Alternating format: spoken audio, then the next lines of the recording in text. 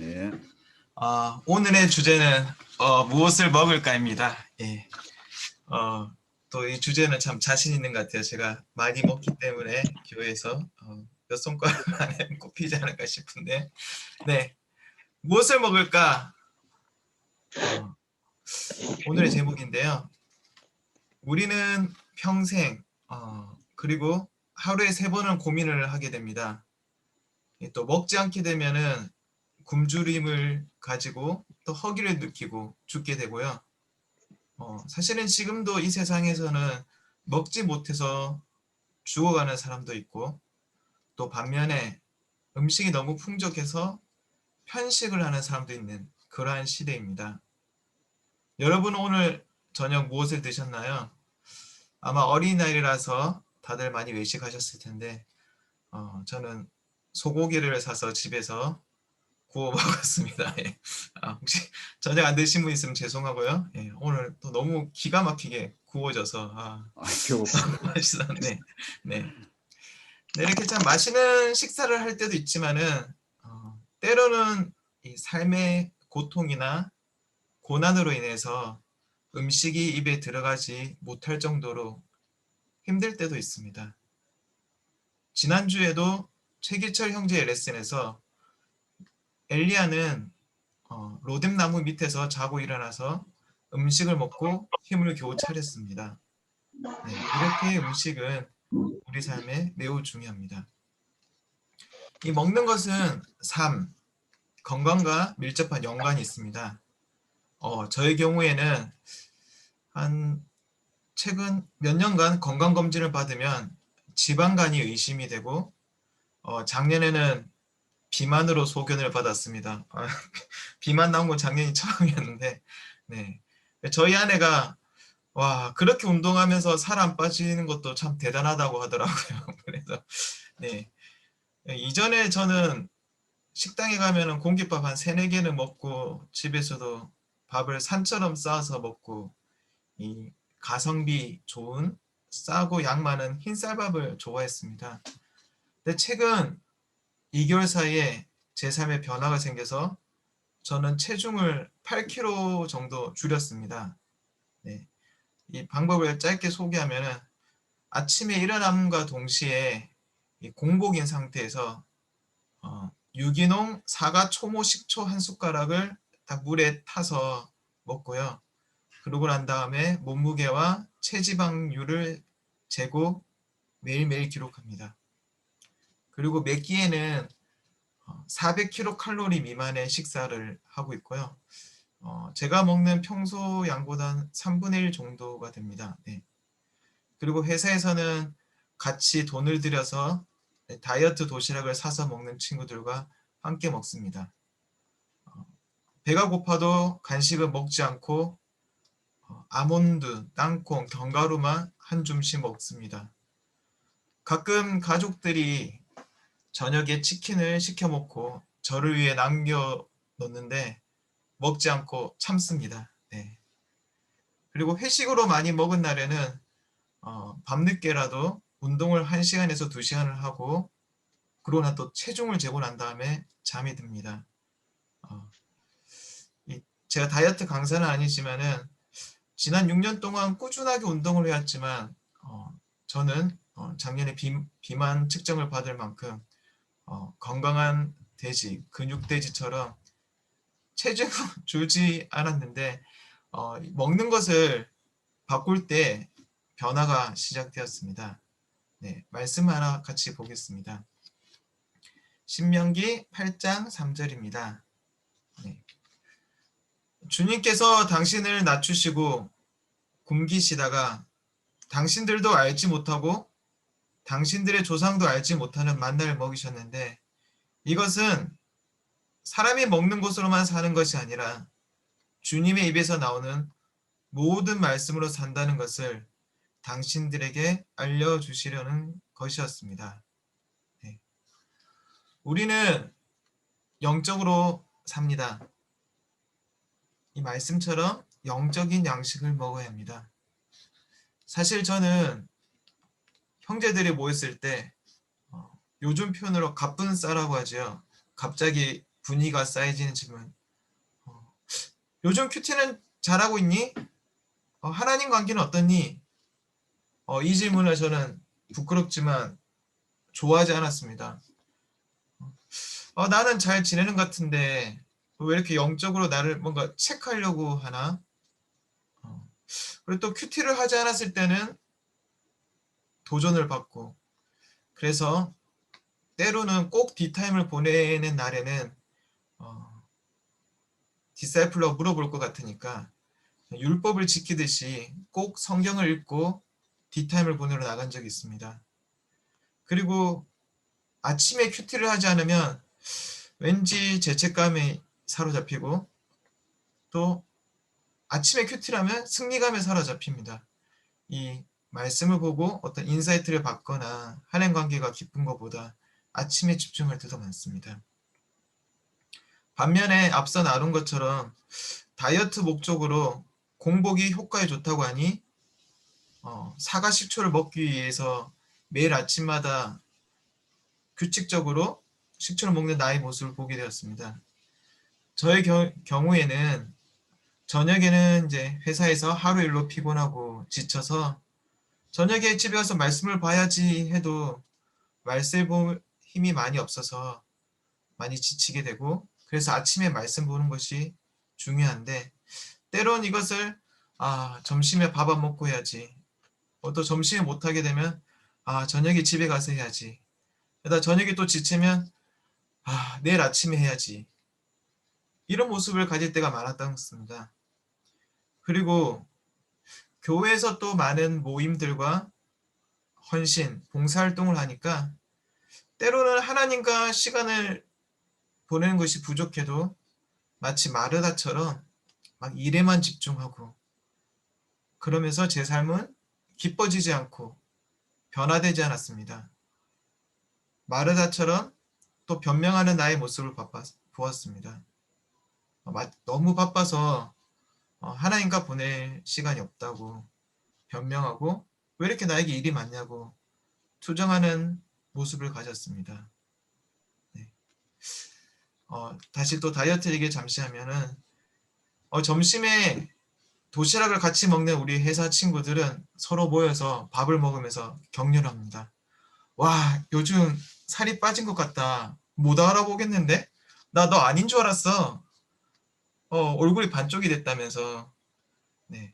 그러면서 야, 너는 요즘 어떤 도시락을 먹니? 나는 이게 참 괜찮던데. 또 다른 친구는 나는 처음 이게 먹어봤는데 괜찮은데 지금 물려서 또 다른 제품을 먹고 있다고 추천하기도 하고.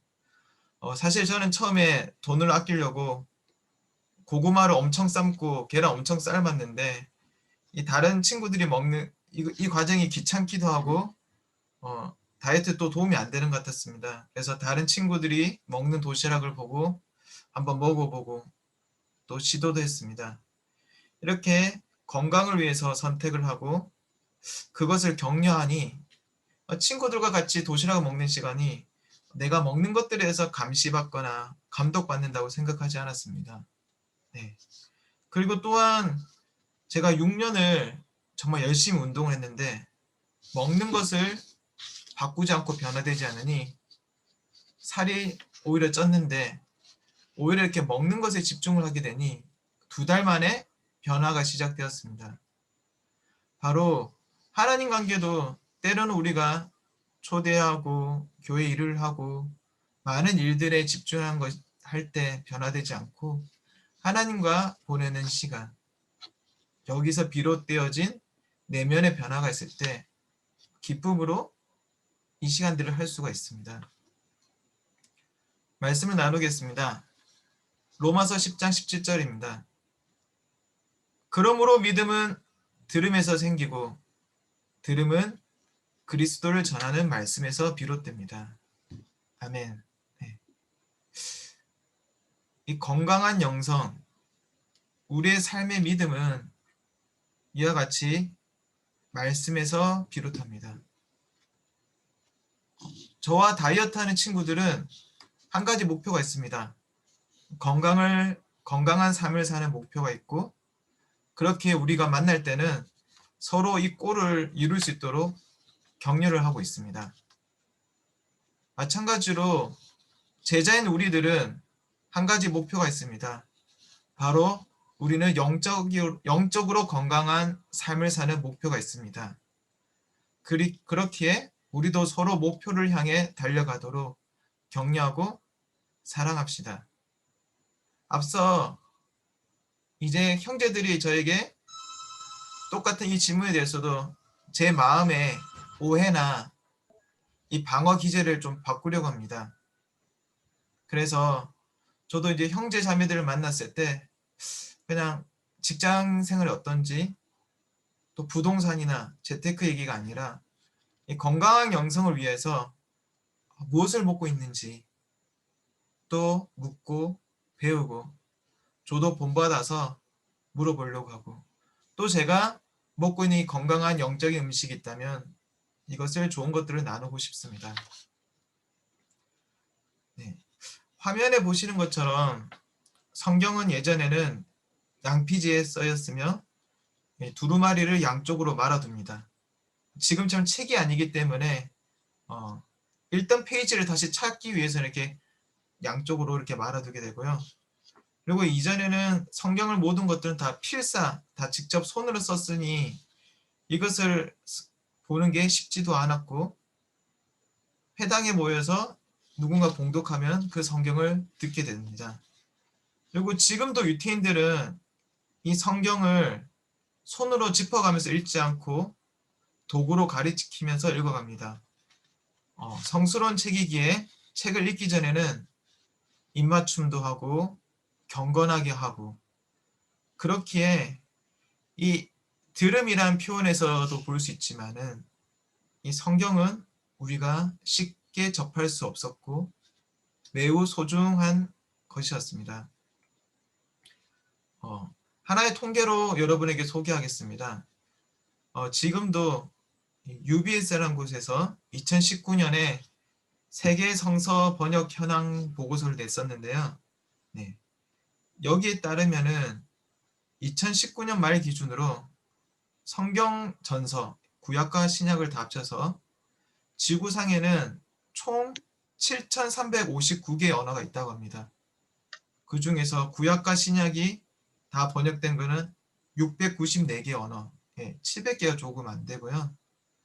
그리고 신약 성경은 1,542개 언어고 또 신약 전체 말고 또 단편적인 일부 성서라도 번역이 된 게 1159개 언어로 번역이 되었다고 합니다. 그래서 앞서 말씀드린 7,359개 언어 중에서 2019년 말까지는 총 3,395개 언어로 성경 일부라도 번역이 된 상태입니다. 네.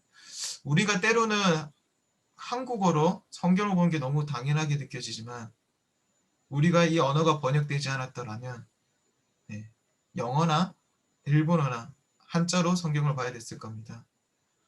또한 종교개혁 이전에는 어려운 라틴어를 알아야지 성경을 볼 수 있었고요. 지금도 성경이 번역되지 않은 다른 나라에서는 다른 나라의 언어를 배워야만이 성경을 접할 수 있습니다. 그리고 지금은 시대가 너무 빨리 변해서 우리가 손바닥 안에 항상 들고 다니는 작은 휴대폰으로 어디서나 볼 수 있습니다.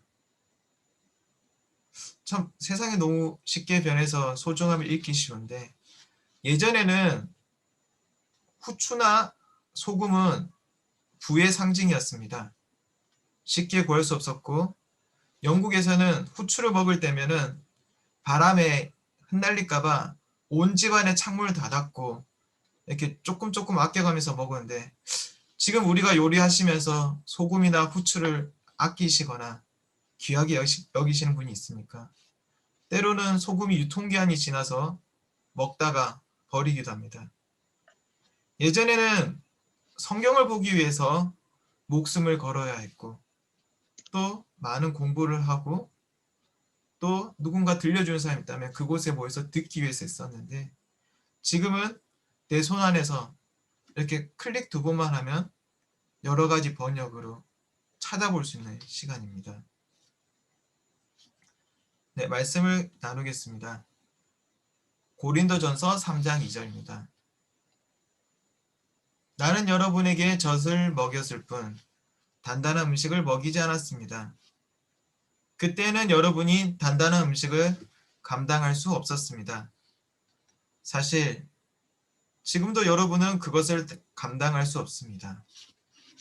네, 하나 더 나누겠습니다. 히브리서 5장 12절과 14절입니다.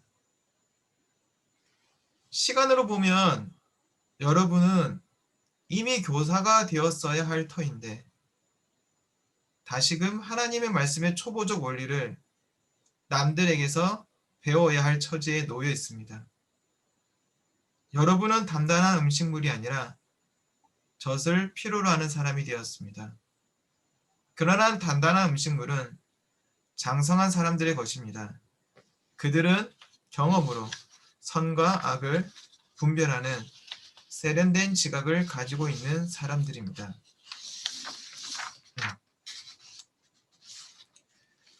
이 올드 크리스찬이 되어갈수록 성경을 보아도 마음의 울림이나 인사이트가 없게 되거나 그래서 하나님 관계가 드라이하게 메마르게 느껴질 때가 있습니다. 반면에 성경에서는 분명히 영적인 성숙과 성장으로 표현하고 있고 이것을 단단한 음식으로 비유하고 있습니다. 네. 요즘에는 무언가를 알고 싶거나 배우고 싶으면 어떻게 하는지 아시나요? 10년 전에는 초등학생들이 학교 숙제를 할 때 이 네이버 지식인을 사용했습니다. 그래서 네이버 지식인에 올라온 거 보면 학교 숙제가 엄청 많이 올랐습니다. 근데 요즘에는 이 지식이 아니라 이 유튜브를 많이 검색합니다. 저도 지금 테니스나 배드민턴을 치고 있고 또 형제들과 요즘에 또 축구를 하고 있는데 이 운동을 배우기 위해서 저는 사용하는 방법이 이 동영상을 검색합니다. 그래서 똑같은 영상을 5번이고 6번이고 계속해서 돌려보고 난 다음에 그것을 연습합니다. 그리고 만약에 테니스라면 테니스에 필요한 동작인 그 A, B, C, D 여러 사람의 영상을 보게 됩니다. 서브로 검색했을 때 누군가 나오면 이거 보고 또 저 사람 얘기도 듣고 이 사람 얘기도 듣고 이렇게 듣다 보면은 그 중에 나하고 맞는 것도 있고 지금의 저의 단계에서는 안 맞지만 다음에 뭔가 필요할 수도 있어서 모든 것들을 듣고 보고 배우려고 했습니다. 그리고 참 눈으로 보고 있으면 이제 다 터득한 것 같은데 실제로 운동하면은 그 동작이 나오지가 않아서 이 몸에 배이지가 않았습니다. 그래서 영상을 하나 보고 난 다음에 1시간 동안 집안 거실에서 계속 공도 없는데 계속해서 빈스윙으로 연습을 하고 있습니다. 그러고 있으면 저희 아내가 와서 물어봅니다. 혹시 테니스 선수 하실 거냐고. 그래서 저는 선수가 될 거는 아니지만은 네, 지금 나이로는 선수를 할 수 없죠. 하지만 근데 저는 꿈꾸고 소망합니다. 잘 치고 싶고 즐겁게 재밌게 치고 싶어서. 그래서 테니스로 친다면은 서브도 연습하고 오른손으로 치는 법, 왼쪽으로 오는 치는 법, 또 공이 길게 오고 짧게 오고 높게 오는 공 등 각종의 기술을 연마하려고 하고 또 제가 부족한 약점이 있다면 보완하려고 했습니다. 우리도 이 말씀에 있어서 참으로 이렇게 배울 수가 있습니다. 놀랍게도 우리 교회 방송 시스템에서는 매주 설교를 온라인에 올려주고 있습니다. 그리고 그 설교에는 보면 저희가 주제가 강해 설교도 있고 성품 훈련도 있습니다. 그래서 이제 우리는 마음만 먹는다면 어디서든 배우고자 하면 쉽게 배울 수 있습니다. 몇 번이고 반복해서 들을 수도 있습니다. 그리고 비슷한 주제의 여러 설교를 통해서 우리가 배우고자 하는 것들을 집중적으로 훈련할 수도 있습니다. 우리가 지금 서울 그리스도의 교회나 분당 그리스도의 교회에서 이렇게 강해라고 치게 되면은 강해 설교 목록들이 뜨게 됩니다. 네. 그리고 또 성령에 대해서 뭔가 알고 싶고 할 때, 또 성령을 쳤을 때 또 이러한 설교 제목들을 우리가 볼 수가 있습니다. 또 재생 목록에서도 창세기서나 히브리서, 사도행전처럼 우리가 성경을 더 깊게 보고자 한다면 우리는 얼마든지 배우고 할 수 있는 상황입니다. 또한 영어에 능숙한 분들이 계시다면은 이 오렌지 카운티 교회에 들어가게 되면은 이렇게 어떤 시리즈로 설교를 하는 것들도 보고 배울 수가 있습니다. 네. 우리는 찾고 구하고자 한다면 우리에게 깊이 있는 말씀을 전해줄 수 있는 이 도구를 가지고 있습니다. 또 다른 방법을 또 하나 소개하고자 합니다. 또 다른 방법이라면 소그룹이나 또는 디체인 그리고 또는 비슷한 필요가 있는 제자들이 하나의 책을 가지고 공부하는 방법입니다. 저희 예놀자 그룹에서는 그 여자가 간절히 바라는 사랑, 그 남자가 진심으로 원하는 존경이라는 책으로 저희는 2주에 한 번씩 계속해서 부부관계를 배우고 있고 또한 이 책을 통해서 서로 삶을 나누고 또 조언을 주고 조언을 받고 있습니다. 또 저는 디체인에서 스피리추얼 디스커버리라는 책으로 이 가족 관계와 과거의 트라우마로 인해서 현재 저의 감정, 이 생각 방식에 영향을 미치는 것들을 또 배우고 하나님 안에서 올바르게 영적인 사고를 하고 또 바라보고 또 용서하고 나아가는 것들을 배우고 있습니다.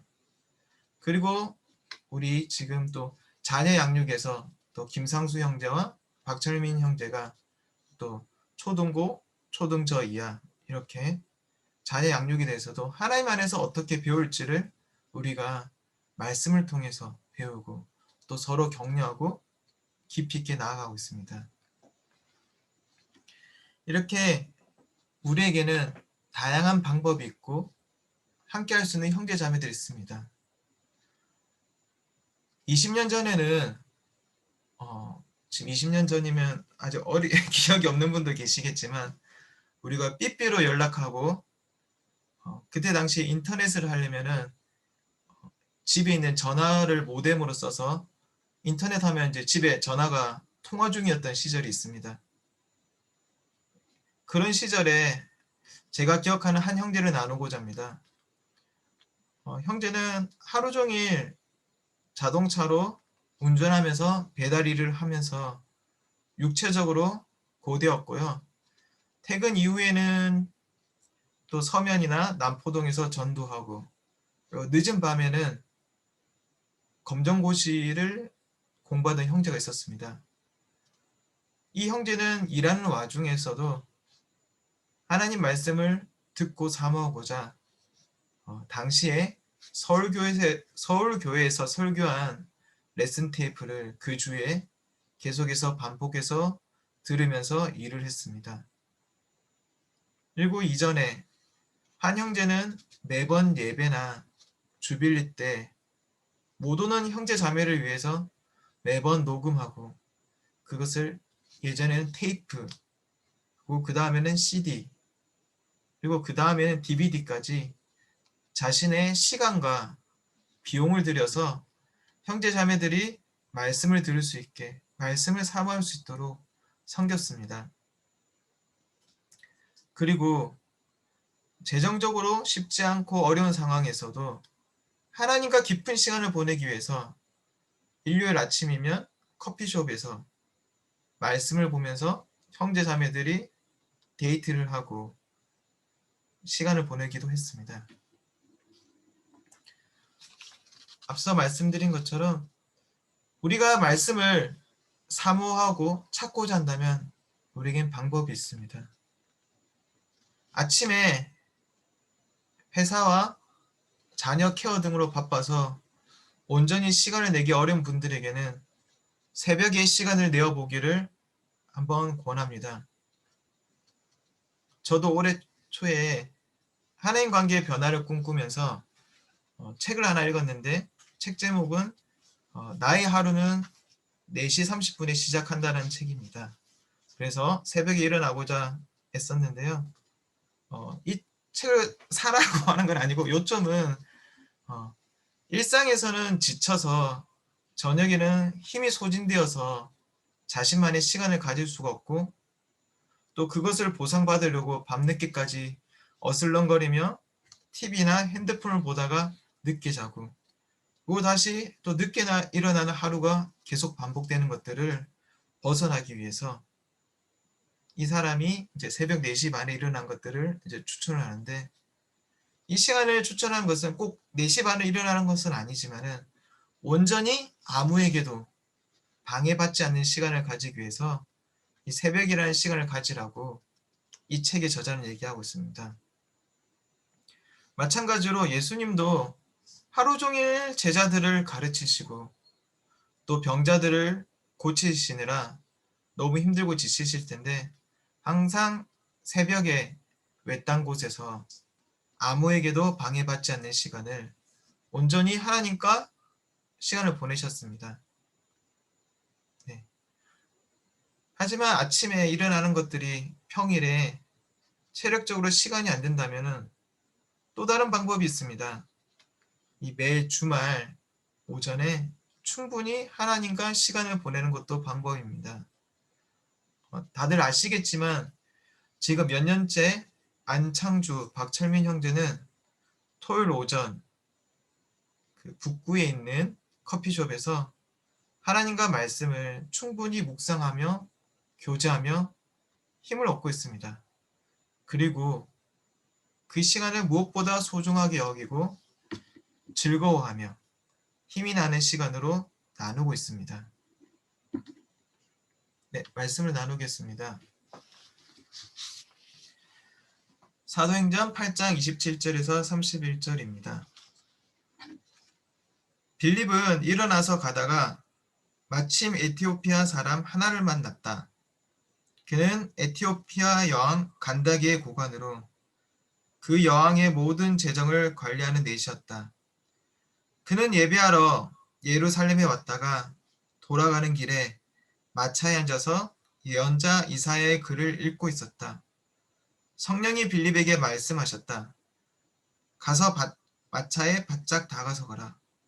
빌립이 달려가서 그 사람이 예언자 이사야의 글을 읽는 것을 듣고 지금 읽으시는 것을 이해하십니까? 하고 물었다. 그가 대답하기를 나를 지도하여 주는 사람이 없으니 내가 어떻게 깨달을 수 있겠습니까? 하고 올라와서 자기 곁에 앉기를 빌립에게 청하였다. 말씀을 하나 더 나누겠습니다. 마태복음 7장 7절입니다. 구하라. 그리하면 하나님께서 너에게 주실 것이다. 찾아라. 그리하면 너희가 찾을 것이다. 문을 두드려라. 그러면 하나님께서 너희에게 열어주실 것이다. 네. 앞서 빌립은 하나님께 찾고 구하고 있었습니다. 먼 에티오피아에서 이 예루살렘까지 예배하러 왔다가 성경을 계속해서 묵상하고 이해하고자 찾고 구하고 있을 때 하나님께서는 빌립을 통해서 그에게 성경에 대해서 이해를 하고 알려주었습니다. 이렇게 우리가 말씀에 대한 열정이 있을 때 또 깨닫지 못하고 도울 짝이 없을 때에도 하나님께서는 이 열정을 보시고 축복하시고 성장하게 하십니다. 그렇다면 우리는 무엇을 구해야 될지, 무엇을 찾아야 될지 지금 이 시간 하나님의 말씀을 통해서 나아가고자 합니다. 우리의 시작이 무엇인지 기억하십니까? 우리는 모두가 성경을 공부하면서 올바른 말씀대로 살면서 살아가는 것이었습니다. 우리가 이것을 다시 기억하고 열정을 가지고 하나님께서 허락하신다면 우리는 깨닫고 성장할 수 있습니다. 이 믿음은 하나님 말씀을 통해서 생깁니다. 우리 지금 이 시간 다시 한 번 더 하나님께 믿음으로 나아가고 하나님께서 우리에게 단단한 음식을 먹을 수 있도록 허락해 주시기를, 도와주시기를 결정하는 시간이 되면 좋겠습니다. 네, 이상입니다.